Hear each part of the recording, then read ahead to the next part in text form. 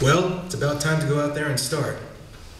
All of those people in the audience are waiting to hear this piece.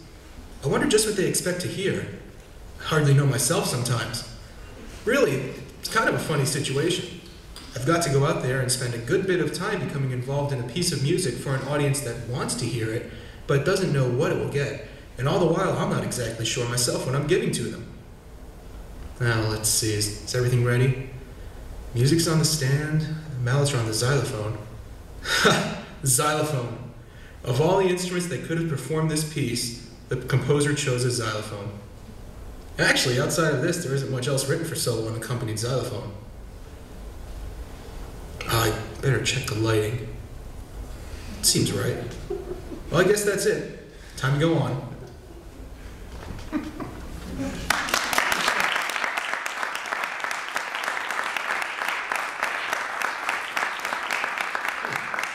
was an interesting reaction. I'd really like to know what these people expect to get out of this performance. Pick up the sticks. Or why they're even here. Probably just for entertainment. These sticks feel about right. Comfortable.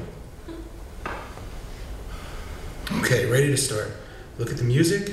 It says to begin with silence. Try to relax. I am a little nervous. That's better. It helps if I focus on the xylophone bars.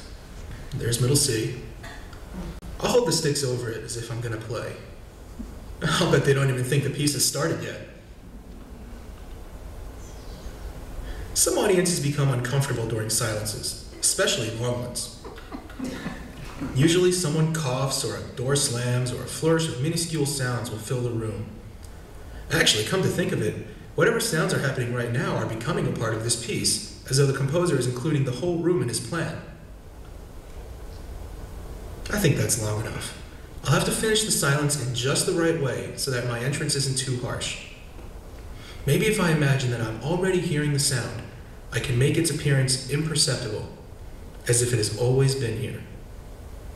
Carefully lower the sticks.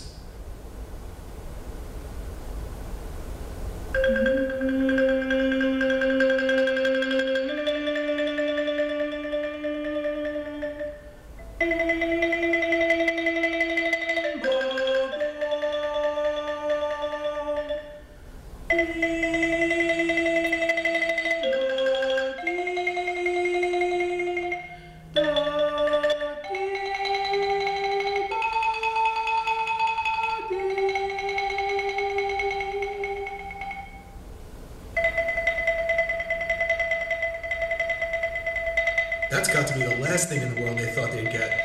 A couple of melodic phrases.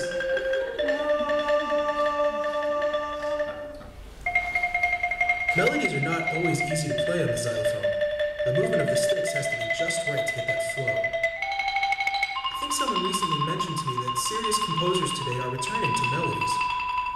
I suppose there is a certain simplicity and an easy accessibility on the part of most people to a good melodic line.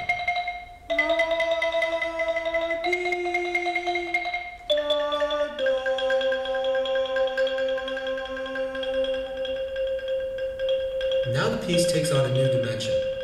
I'll have to concentrate here, holding this sound out, keeping all of the stick strokes perfectly even and as soft as possible. Hold, and now move gradually towards the nodal point of the bar so that the timbre changes just slightly. That's good.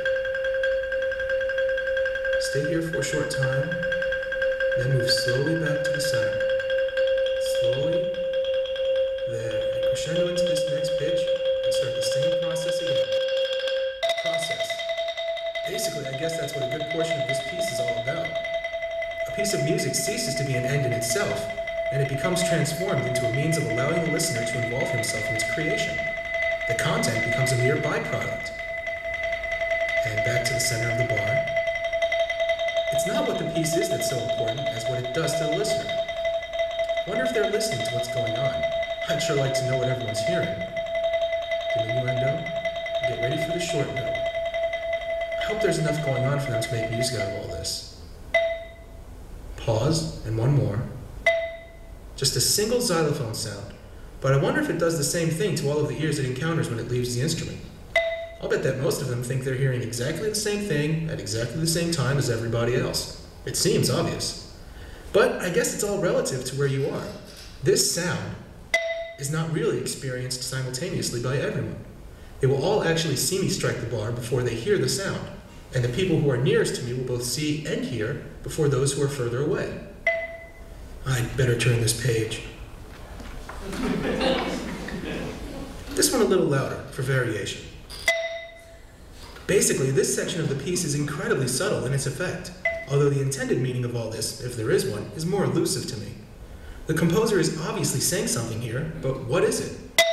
Maybe he's only concerned with the sound of this piece of wood I'm hitting, and is giving us all a chance to really listen to it. Like repeating a familiar word over and over again until it sounds kind of strange and loses its meaning. A xylophone sound is a wonder. I can't really imagine how excited the first man must have been who discovered what happens when you strike an old log with a stone. Maybe the composer wants a basic simplicity. Just a simple xylophone sound, no melody or theme, so pitch is not that important here. No rhythm or harmony. Maybe it has to do with the interval that separates the sounds. The space between sounds can be considered as an aspect of the sounds themselves. The sounds that surround a space create the space, and in return, the space adds to the sounds by letting them grow in the mind. Just one more. Now, here comes this steady pulse part. Only difference between this and what I played before is that the spaces are smaller and more equally measured. Sure feels different. I wonder what it is that makes uniform time units so universally a part of music. Even this music is no exception, though it certainly is reduced to its basic essence here, a kind of musical skeleton. Reminds me of Saint-Saëns. He used the xylophone in his music to represent a skeleton, but in a different way, of course. I'd better change hands and get my right hand to rest. I hope it doesn't distract the audience. Looks like most of them are still here. I can imagine what must be going through their heads at this point. They come here to listen to music, and look what they get. There's something about this part of the piece that affects me in a way that's difficult to describe. In one sense, these beats conjure up visions of a prison cell, with the precisely timed strokes reminiscent of a wall of evenly spaced prison bars. In some ways, just as confining. I guess if I really wanted to put an end to this, I could stop playing, but for some reason, I don't want to. There's a certain sense of security in these beats that's quite attractive. After all, these pulses do provide stability. You know they'll just go on and on, no matter what. Oh, I missed that one. I must have lost my concentration. I hope they think I was part of the music. After all, they don't know it wasn't intended. The mere fact that a particular sound is intended or not sometimes affects the entire experience. Gotta turn the page. Better go back to my right hand. Yeah, it feels better. Now I have to get ready. What I'm supposed to play soon is absolutely incredible. It's one of those rare moments in the whole experience of music that stands on a plateau of its own. A kind of climax to this whole section, and it's what all of these marching beats are leading to. Getting closer now. I wonder if they can sense the tension out there. Here it comes, but I have to be careful not to make it too subtle. I'm sure you'll think that was a mistake. I guess I can sympathize with them. In this kind of piece, it's hard to tell mistakes from non-mistakes, even if you try. Fortunately, this next section will be totally different. I'll have to play an improvisation. At least that'll eliminate the possibility of mistakes, since anything that I do will become part of the music. I think I'll keep it sparse to begin with, though I'm tempted to play all over the instrument. It's really ironic that this improvisation takes place at the composer's command. After all, it's the composer who has traditionally been responsible for selecting and organizing the musical material. But here he's telling me to be concerned with it. It's as if he's saying, I don't need a composer for this part of the piece. The irony is that for this piece, the performer really does depend on the composer, if only to be informed that he doesn't need him. I wonder if my playing is giving them the impression that I know what I'm doing. I didn't actually spend much time preparing this part. Almost anyone can play it. It's so simple. Of course, just because it appears to be simple doesn't necessarily mean it lacks depth. I remember when I once looked up the word art in a thesaurus. Don't know why I did it, but there it was. The word simple was listed as an antonym to art. For some reason, that made a real impression on me. Imagine simplicity and art as opposites. Let me get this page again. I'd better start playing softer. It's about time to move into the next section, so I'll finish this up and turn my right stick around. few more things with my left hand. Now, concentrate on the timing of this next entrance. The timing is the key to producing just the right effect. Oh, that was good. Try to get this next one too. Got to make the scraping sound seem to emerge from the sharp attack. Interesting way to play. The sounds are certainly not what you might normally expect from a xylophone. A few quick ones. Now without the attack sound. Funny, someone once told me that the xylophone is different from other musical instruments in that it's not capable of producing a sustained sound, and only by rapidly alternating strokes can you get an illusion of a long tone. I suppose there's a potential danger in knowing anything, especially about music. In fact, it's difficult to clearly know what music is anymore, because the concept of music now often includes experiences in which the past were usually restricted to other areas.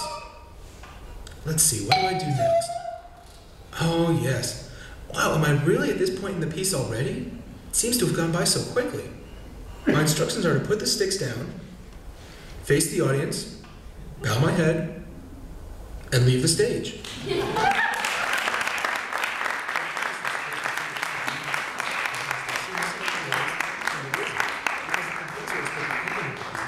In the middle. I'll just stand back here for a moment to see what their reaction is.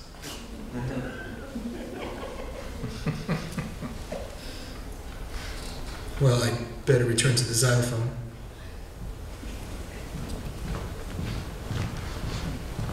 Get the sticks, start this tremolo glissando section. Slowly and quietly at first. It says here that while I'm playing, I'm to think of clouds and the wind. I guess I'll play some swells. Where else but in a piece like this would you try to find a relationship between the wind and a xylophone? Get this page.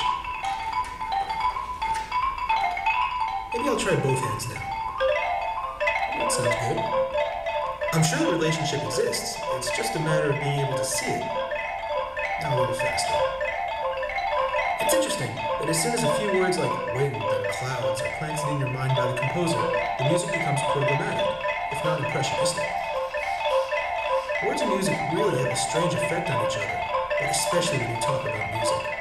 Even this piece, trying to say anything about it would be like trying to explain to someone what a grape tastes like. What could you say that would add anything? Clouds. Play softly. Painted forms on a canvas sky, brushstrokes in a giant overhead work of art, where shapes and textures continually change over time. It's all there, just like this xylophone. By this time, they must be really confused about what's going on. I can't even say for sure that I know what's happening. Well, I guess I'll just start to fade away so I can be ready for this last flourish. I'll have to play glissando from the lowest note on the xylophone to the highest, with one hand on the naturals and the other on the sharps. In one sweeping motion, I'll sound every bar on the instrument. At least they'll be able to say they heard a complete xylophone and not just a part of one. Here goes. Well, that's that. Nothing to do now but put the sticks down and leave the stage. I've already done the ending. I sure hope these people found whatever it is they came here for. You never can tell. Some folks are hard to please.